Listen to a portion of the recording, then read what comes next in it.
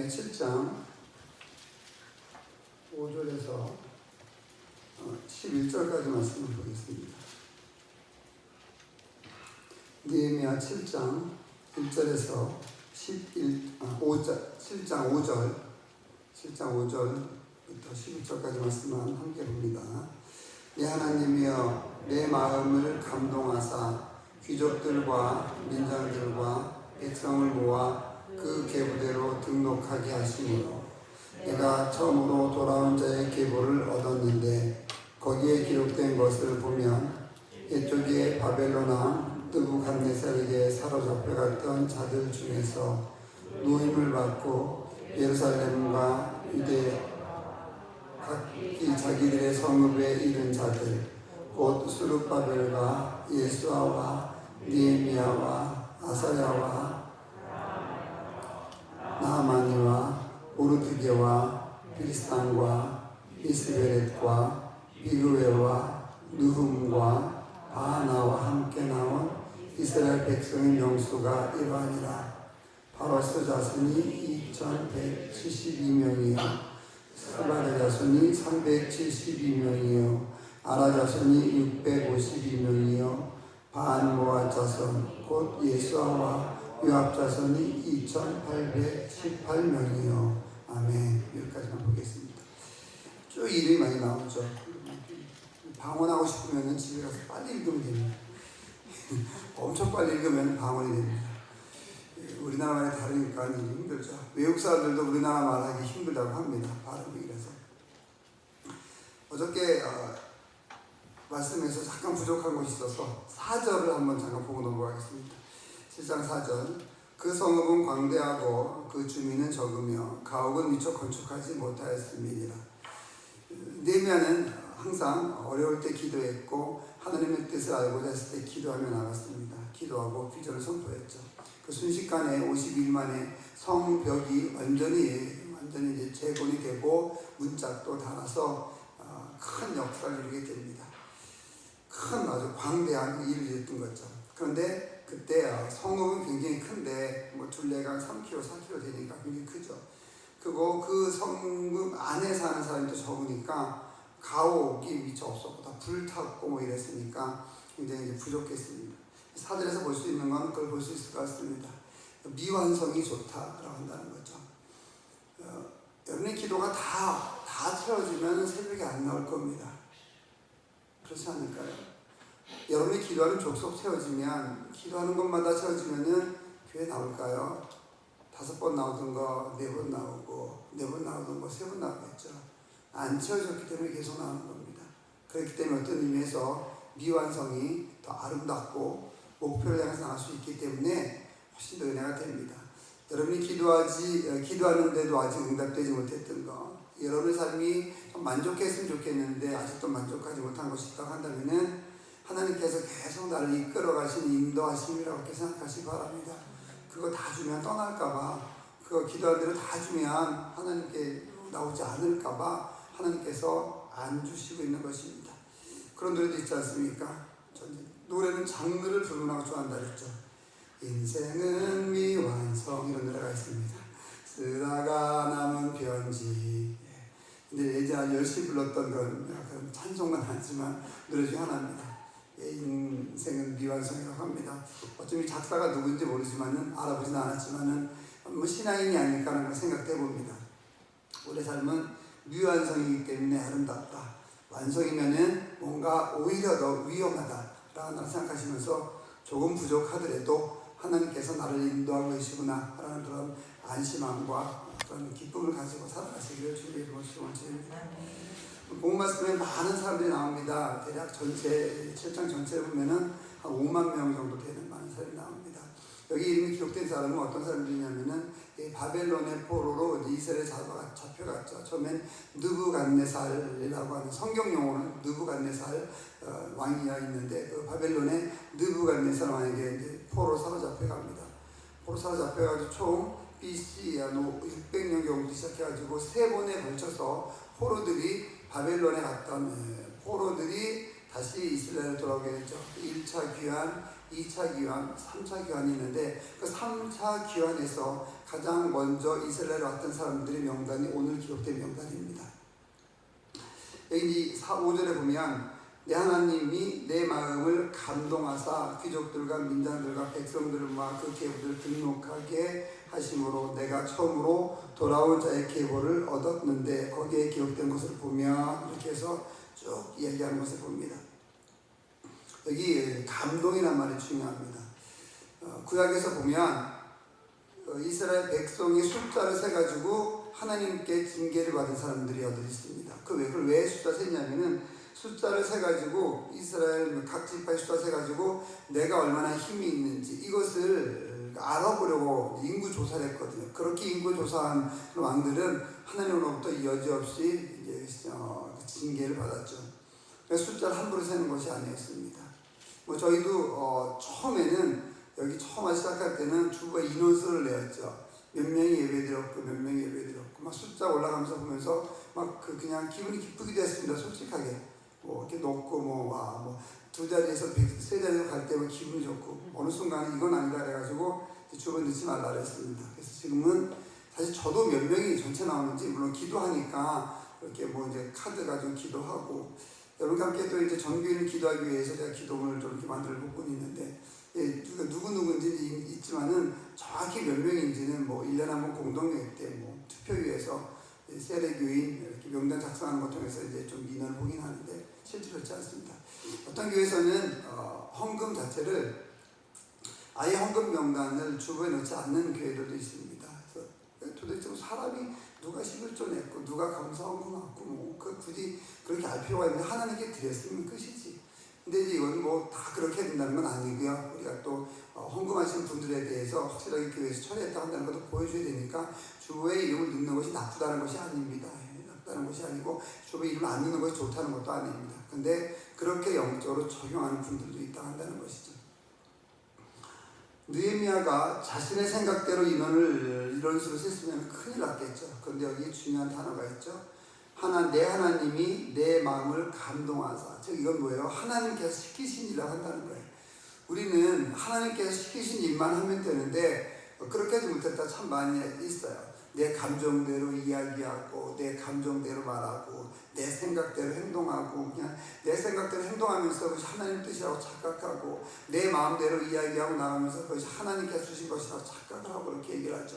느헤미야는 철저히 기도하는 사람이었기 때문에 하나님께서 주신 감동인 것을 확실히 알았어요. 그래서 하나님께서 주신 것을 감동을 가지고 이름을 기록하게 됐죠. 여러분도 오늘 하루 또 매일매일 살아가시면서 하나님의 감동으로 일하며 나가는 여러분 되시기를 주님의 이름으로 축원을 드립니다. 한번 그렇게 기도하시기 바랍니다. 하나님, 제 입에서 하나님께서 원하는 단어만 나왔으면 좋겠습니다. 하나님께서 기뻐하시는 그런 문장들만 제 입에서 나왔으면 좋겠습니다. 하나님 아버지, 제 입에서 하나님께서 주시는 말씀만 나와서 저랑 이야기하는 사람이 힘을 얻고 저랑 이야기하는 사람이 두려움에서 떠나가고 저랑 이야기하는 사람이 하나님을 만나게 되는 그런 일들이 있었으면 좋겠습니다. 이렇게 기도하시기 바랍니다. 그렇게 기도하지 않으면은 내가 하는 말을 통해서 내가 하는 행동을 통해서 누군가가 힘들어하고 어려움을 겪을 수도 있습니다. 여러분 그런 사람 말고 하나님께서 주시는 감동대로 성령의 충만한 대로 이것을 지금 용어로 하면 성령의 이끄심이라는 거겠죠. 성령의 이끄심으로 나아가는 그런 길을 우리가 사모하며 나갈 수 있으면 하겠습니다. 이것도 너무 영적으로 생각해서 이상하게 영지주의자가 신학에 있는데 그렇게 생각하면 안 됩니다. 예전에 제가 이제 찬양을 좋아한다 하지 않았습니까? 장르를 불문하고 좋아한다 그랬는데 찬양을 많이 하는 선교단체 중 하나가 예수전도단입니다. 예수전도는 찬양 그렇게 많이 합니다. 책도 많이 이제 찬양집도 많이 냈고 거기 이제 예수전도가 처음 이제 만드신 목사님의 디셔만 목사님 그다음에 갑자기 생각이 안 나는데 그 목사님들의 초기의 간절을 보면은 대단합니다. 어느 지역에 가면은 그 지역을 다스리는 귀신이 있다는 거예요. 그래서 그 지역을 특별히 그래서 어느 지역에 가면은 자살하는 사람이 많고 어느 지역에 가면 우울한 사람이 많고 어느 지역에 가면 노름하는 사람들이 많고 어느 지역에 가면 수능하는 사람들이 많고 그렇게 정이 있다. 그게 그걸 주관하는 어둠의 영이 있기 때문이다. 그렇게 해석을 해요. 그래서 이제 그분들은 가서 찬양을 한답니다. 선교하기 전에 가서 찬양하면은 그 지역에 맞는 찬양을 한대요. 귀신 물러가기 위해서 막 찬양을 하고 막 그러면 그냥 뭐 귀신이 떠나가고 놀라운 은혜가 이제 넘친다고 한다는 것이죠.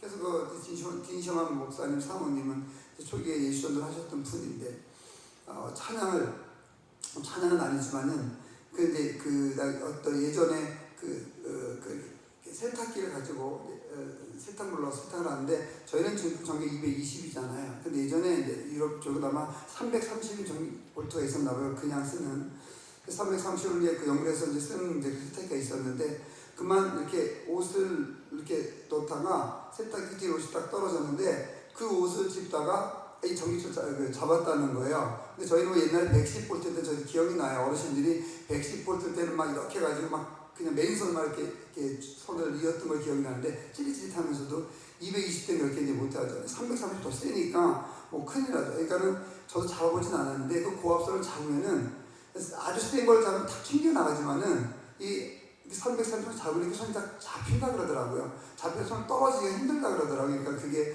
심리적인 것일 수도 있고 여러 가지 이유가 있겠죠. 근데 이 사모님이 빨래를 잡다가 그거를 그만 전기 이제 그 까져 있는 걸 다 잡은 거예요. 우리가 빨리 손을 띄어야 되는데 띄면은 이제 그를 덜 이제 피해를 입겠죠. 근데 사람이 당황하면 손이 안 뜨잖아요. 그걸 딱 잡았는데 뭐 그러니까 이렇게 훌륭한 목사님, 훌륭한 사모님인 것 같아요. 딱 잡는 순간에 회개 기도가 나오더라는 거예요. 그 짧은 순간에. 이게 몇 초나 되겠어요, 사실. 근데 딱 잡은 순간에 갑자기 안 떨어지고 당황하게 되면서 막 회개 기도가 나오는데 막 회개 기도 얼마 했는지 모르겠는데 회개 기도 나오는 순간, 끝나는 순간 손 딱 펼쳐서 손이 딱 이제 손이 이렇게 밖으로 나오더라고 한다는 거예요. 손에서부터. 그래서 이제 살아났다 이렇게 그런 간증이 있습니다. 그러니까 그런 훌륭하신 그 목사님 사모님이었던 것 같아요. 그러면 찬양을 이렇게 많이 해요. 찬양 많이 하고 기도로 나아갑니다. 그래서 그걸 물리치고 나가게 되는 거죠. 우리의 삶도 이런 사람들이 되었으면 정말 좋겠습니다. 하나님의 정말 그 감동으로 하나님의 은혜로 우리가 물리치고 나가고 승리하는 그런 일들이 저와 우리에게 가득했으면 좋겠습니다. 우리는 3차 귀환 중에서 세 번째 3차 포로 귀환 중에서 첫 번째 나온 사람들에게 쭉 나오는 그런 모습들을 여기서 본다고 말씀드렸습니다.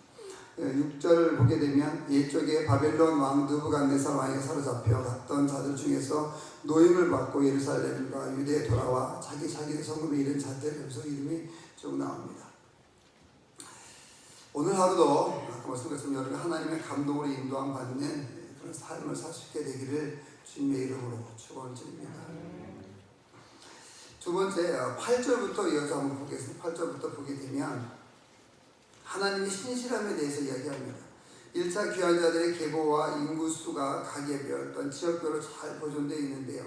유다 족속의 인구조사 기록이 굳이 이 성경 안에 포함되어 있는 것은 하나님께서 일하심이 인간의 구체적인 역사 속에서 펼쳐지고 있음을 보여주기 위한 그런 것입니다. 그래서 성경은 허구가 아니고 반드시 이루어지는 일들이다.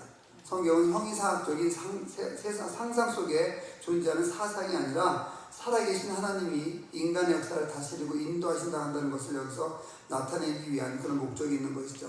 이 인구들을 쭉 보면서 이름을 쭉 보면서 정말 하나님의 신실하심이 대단하다. 또 우리를 인도하시고 민족을 인도하신다. 순간순간은 모르지만은 하나님께서 인도하신다는 것을 우리가 여기서 깨달을 수 있으면 하겠습니다. 그래서 인구조사 기록을 통해서 하나님의 신실하심을 엿볼 수 있다 한다는 것이죠. 우리도 한번 생각해 보시기 바랍니다. 보면 좋겠습니다. 여러분도 한번 생각해 보시기 바랍니다. 지금까지 살아온 것을 쭉 생각해 보면서 하나님이 인도하지 않은 것이 어디에 있는지 쭉 한번 생각해 보시기 바랍니다. 그런 생각을 하며 나아갈 때 우리가 주님께 더욱더 가까이 갈 수 있다 한다는 것이죠. 비단이나 배를 짜는 모습을 TV에서 간혹 봅니다. 배를 짤 때, 벨트를 해놓고 배를 짤 때 처음에는 뭘 짜는지 모르죠. 시줄과 날줄이 있어서 착착 하는 소리가 납니다. 처음엔 잘 모르지만은 시간을 쭉 가서 만들었으면은 아주 처음에는 불규칙한 것 같았지만 규칙적인 이렇게 배가 나오게 됩니다. 비단 짜는 데도 그런 비슷하다고 합니다. 비단도 딱 짜면 처음에는 잘 뭔지 모른답니다. 이 비단이 밑면을 보는 것이 아니라 윗면을 보는 것이 아니라 아랫면을 보고 이렇게 쫙 간다고 그러더라고요. 그래서 거기에 뭐 이렇게 실을 넣고 짜면 이게 무슨 뭐 어떤 내용인지 실밥이 툭툭 튀어져 나와 있죠. 뭐 실이 긴 거 있죠, 짧은 거 있죠. 저는 뭔지 모르는데 막 짜고 나가죠. 그 다음에 다 짠 다음에 그 비단을 짠 사람이 딱 뒤집는 거죠. 뒤집어서 우리가 눈으로 보는 쪽 면 딱 보여지는 순간에 탄성이 나온답니다. 물이 흐르고 학이 날아가고 아름다운 산이 보이고 인생이 그렇습니다. 내가 지금은 실밥이 툭툭 튀어나온 것 같고 볼품 없는 것 같고 실이 긴 것도 있고 짧은 것도 있고 뭔지도 모르는 그런 것 같지만은 우리 인생에 결국엔 나중에 완성된 우리 모습 딱 보면은 딱 뒤집어서 보면은 나중에 뒤돌아서 보면은 하나님께서 나를 이렇게 인도하셨구나, 이렇게 멋지게 나를 인도하셨구나, 이렇게 멋지게 내가 하나님의 일을 하면서 살게 하시려고 하나님께서 나를 이렇게 시질과 날줄을 이용해서 나를 만드셨구나, 나를 인도하셨구나, 이걸 깨닫게 된다 한다는 거죠.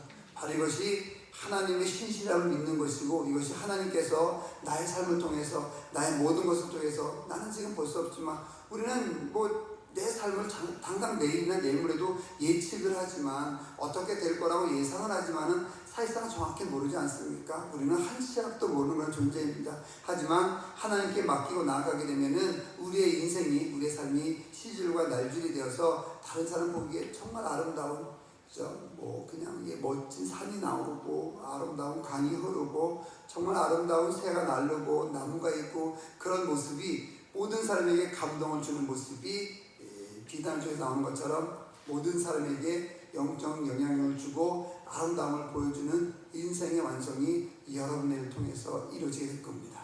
그것 기대하고 그것 믿으며 나갈 수 있는 여러분들 되시기를 주님의 이름으로 축원드립니다. 그렇기 때문에 지금의 조금의 어려움, 힘든 것, 만족함이 없는 것, 미완성이라고 생각하시고 완성을 해서 나가는 그런 삶을 더욱 기도하시고 나중에 완성이 되게 되면, 하늘나라에 가게 되면, 예수님 만나게 되면 그때 우리 인생은 정말 모든 사람들이 보고 감탄하고 경이롭게 생각하고 아름답게 생각할 수 있는 그런 인생이 된다 한다는 확신을 가지고 늘 매일매일 생활하시기를 주님의 이름으로 축원드립니다. 이것이 바로 끝까지 있는 말씀이고요. 38절까지 있는 말씀이고, 하나만 더 보면은 39절에서 60절 말씀을 보게 되면 귀환한 사람들 계보 중에서 약간 잘 모르지만은 좀 독특한 계보가 나옵니다. 즉 느디님 사람이 포함되어 있습니다. 39절에서 60절 사이인데 느디님 사람이 포함되어 있는데, 이들은 대부분 전쟁 포로 출신이에요. 전쟁 포로 출신이고 원래 성전에서 종노릇을 하던 그런 사람들입니다. 혈통적으로 유다 족속이 아니었던 거죠. 종노릇을 자들이었습니다. 그런데 포로 귀환 후에 이들은 제사장 가문, 레위 가문과 함께 기록되어 있습니다. 얼마나 큰 영광입니까? 제사장 가문, 레위 가문은 예배하는 그런 가문이지 않습니까? 하나님의 백성이 아니었던 이 사람들이 하나님의 백성으로 인정된 것입니다. 이것이 은혜죠. 원래 하나님의 백성이 아니었던 우리들이 예수님 때문에 하나님의 백성이 된 거, 이게 은혜인 거예요. 우리의 상황과 우리의 조건과 우리의 환경과 상관없이 하나님께서 우리에게 은혜를 주시는 거죠. 바로 그 은혜가 예수 그리스도인 것입니다. 자격 없는 자들이 놀랍고 영광스러운 자격을 얻은 것이 은혜라고 한다는 것입니다. 하나님의 은혜는 이런 느디님 사람들만이 얻은 것이 결코 아닙니다. 우리 역시 자격이 없는 자인데 하나님의 자녀가 하나님을 아버지라고 부를 수 있는 놀라운 은혜를 받게 됐죠. 아무 조건 없이 천국 시민이 되었고, 아무 조건 없이 구원을 얻을 수 있는 그런 백성이 되었고, 아무 조건 없이 하나님 옆에 갈 수 있는 그런 시민이 되었습니다. 그렇기 때문에 우리는 이 은혜를 기억하며 늘 살아가야 하겠습니다. 언제나 하나님의 은혜에 감사하며 살아갈 수 있는 저와 여러분 우리 모두가 될 수 있기를, 그래서 주님의 이름으로 다시 한번 축원을 드립니다. 느헤미야가 하나님의 감동을 따라 실시한 인구조사는 우리에게 하나님의 신실함과 은혜를 보여주는 것입니다. 우리도 하나님의 백성으로서 부름받았음을 기억하면서 날마다 매일매일 하나님께 감사하며 기도하며 나아갈 수 있으면 하겠습니다. 여러분은 완성되어가는, 우리 모두는 완성된 삶을 나아가는 그런 과정이 있다는 것을 기억하시고, 오늘도 미완성을 점점 더 완성을 바꿔나가는 그런 기도와 믿음이 있기를 가시고, 언젠가 예수님을 만나는 그날 우리의 삶이 완성이 되어서 모든 사람들에게 기쁨과 즐거움을 주는 우리의 다음 세대들에게 즐거움과 기쁨과 멋진 삶이었다라고 전해주는 그런 완성의 날이 분명히 올 거란 것을 기대하시고, 어려워도 참고 힘들어도 참고 나가시고 기도하며 나갈 수 있게 주님의 이름으로 축원드립니다. 기도하겠습니다. 하나님 감사합니다. 신실하신 하나님, 저희를 늘 지켜주시고 인도해 주심을 감사합니다. 은혜를 주신 하나님 아버지 감사를 드립니다. 아버지, 이후로도 우리가 주님의 은혜에 감사하며 매일매일 살아갈 수 있는 길을 갈 수 있게 되기 원합니다. 하나님 아버지 함께 해주시옵소서. 지금 우리의 삶이 어느 방향으로 가고 있는지 잘 모르지만 우리가 주님만 보고 나아가면, 예수님만 보고 나아간다면 우리의 인생은 아름답게 아버지 완성되실 것을 믿습니다. 이것을 믿고 나아가는 우리 귀한 성도님들 되게 하여 주시옵소서. 예수님의 이름으로 기도드립니다.